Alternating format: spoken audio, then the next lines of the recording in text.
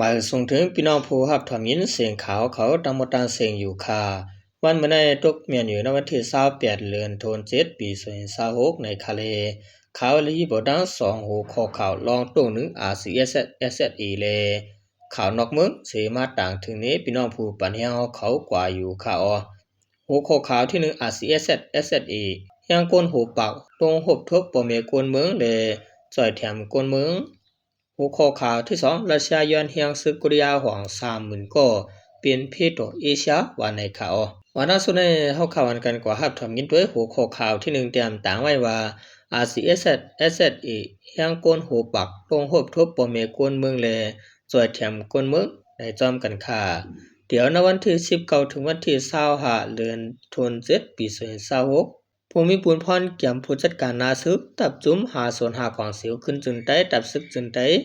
RCSSE และวานโหภายซึกภายอยู่ลีภายลุ่มล่าแลภายการลุ่มแลซึกคนเมืองเฮียงกวน2ปาก67ก็ลงตรงหนึ่งเดียววานนาซ้ายเอิงจางเสียงถึงโคซ้ายเอิงเมืองปูสวิงหมอกหมายลงเหตุการณ์ปกป้องจะแถมคนเมืองยศยาโดยถึงปันปาอยู่ดีคนเมืองกวนซึกในนาทีกุมกำในข่าวในวันที่25เดือนธันวาคมปี2026นั้นดังเก่าแกมผู้จัดการนาซึกตับจุ้มหาโซนหาและวันโหจุ้มก่อกำการจุ้มภายการลุ่ม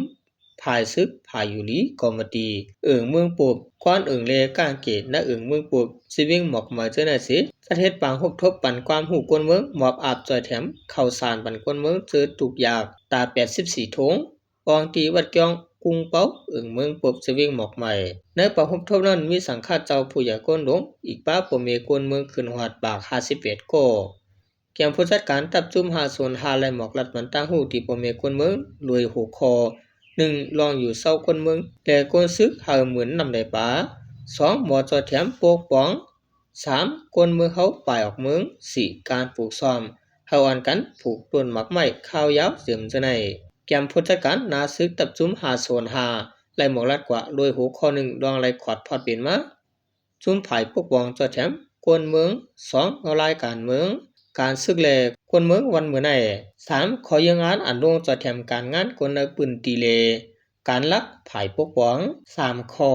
4ลองบันดังจอยแถมตีกวนเมืองเจอทุกอย่างแข็ง5ลองหมอรักษาเกียรติเขตที่ดินเผามัน6ลองพยายามเอากำ7ลองตุกย้อนกวนเมืองหาปันข้าวย้ำลูกลางเจ้าเก่าน้ำ8ลองตุกย้อนกวนหนุ่มหน้าเอื่องวานหามีลองเย็นกันลองหัดหันยาก่อนล้างต่อปมีเลการปุนพรเฮาเจียมเจในในเย้าหรือสินั่นก็ยมกะอันเป็นสนาตีภายอุเปิงผู้จัดการตับกองผู้จัดการภายอยู่ลีโหจุ้มโหเอืองเจในก็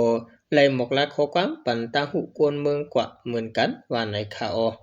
ในก็เตรว่าเป็นรองตรงนึงของเสียวขึ้นจุนได้ตับซึกจุนได้ RCSS ปรอนตอนนึงในข่าวสิในเอาเขาข่าวอันกันกว่าทำตัวหัวข้อข่าวที่2แต้มต่างไว้ว่า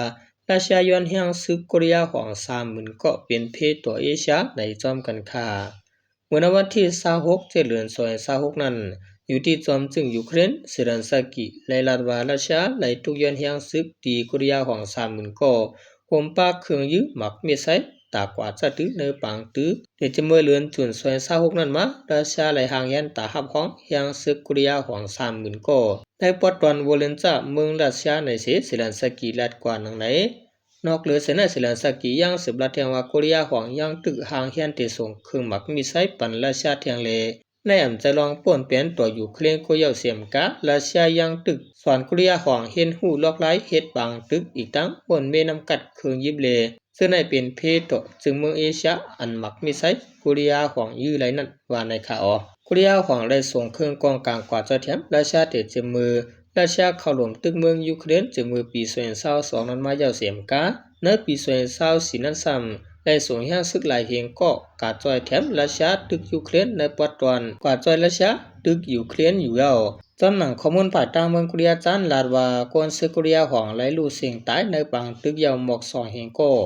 รัสเซียและโคเรียหองไหลลงลายมือลงจอยแถมภายการซึกจำกันเมื่อในปี2024นั้นอยู่เลยลองได้อยู่ที่สื่อข่าวโคเรียหองเขต CNA รายงานว่าโรงปองจึงโคเรียหองมีรองแหลกลายในการกำจอยรัสเซียว่าที่เป็นในจึงเมืองนั้นนอกจึงเมืองปือตักคูดหักถอนโห เงินเงาลองเปลี่ยนมาปางตึกยูเครนนั่นว่าไหนในการต่อยแถมรัสเซียในภายใต้เมืองโคเรียของไล่รับ การตอบแทนโดยเปลี่ยนตัวเงินภายการซึกเครื่องกินยามแลเฮียงไฟแต่เฮาคำป่นได้เปิงการความสปิดจะจึงลุงฟ้า